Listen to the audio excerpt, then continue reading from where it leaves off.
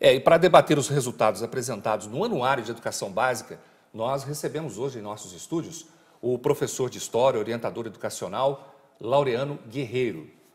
Laureano, obrigado pela disposição de estar conosco aqui nos estúdios. E como a gente viu na reportagem, né, é um cenário preocupante.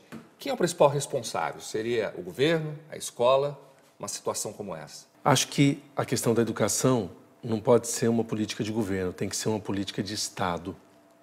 O Brasil precisa debater e, principalmente, os nossos governantes, deputados, senadores, as autoridades, o Ministério da Educação, precisa priorizar efetivamente aquilo que vai tornar o Brasil um país com condições de expandir todo o seu potencial econômico, todo o seu potencial humano, como outros países fizeram, Coreia, países nórdicos.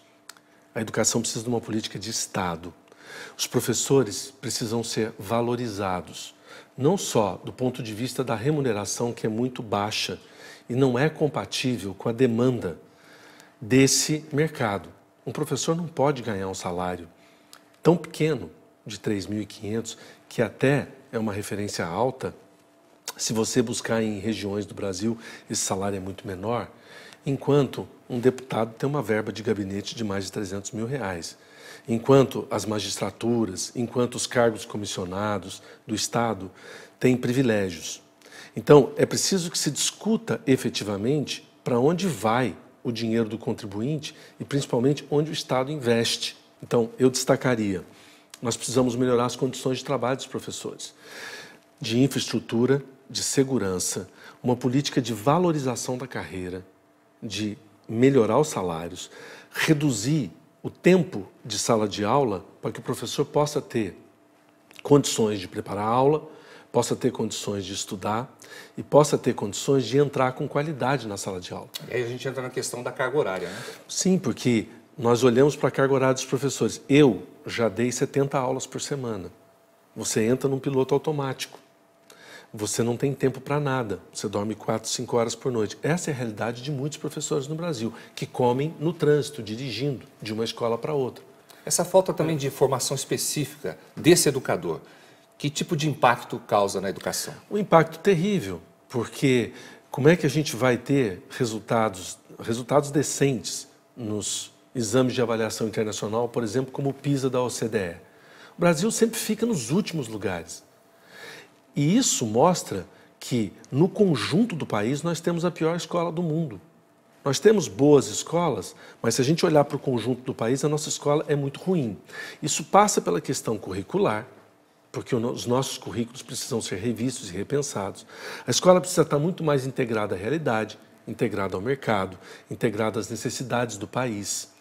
Nós precisamos oferecer educação de qualidade diferenciada para segmentos diferentes da população, em regiões diferentes da população. Hoje, a discussão de uma base nacional curricular comum é um passo importante para a gente começar a olhar com seriedade para a questão da educação, o que não tem sido feito. Discute-se muito no plano teórico, mas o que impacta a educação é, por exemplo, um exame nacional do ensino médio ou os vestibulares das grandes universidades. São esses exames que acabam pautando como a escola funciona, a escola privada, as melhores escolas públicas. E a gente deixa fora da escola, como apareceu nessa reportagem, milhares e milhares e milhares de alunos. Isso cria um déficit que em 200 anos a gente não vai conseguir resolver.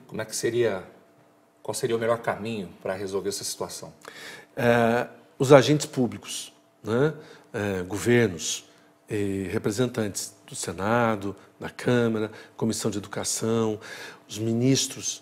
O ministro da Educação tem que olhar para a educação com a seriedade que o Brasil merece.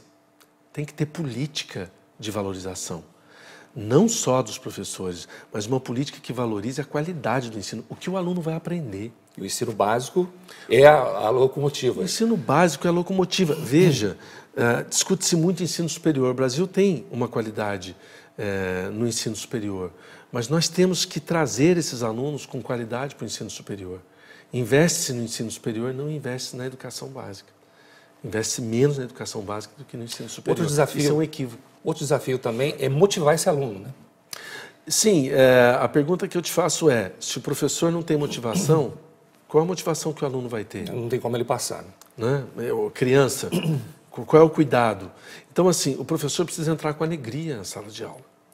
E como é que você entra com alegria na sala de aula se você tem condições desumanas de trabalho?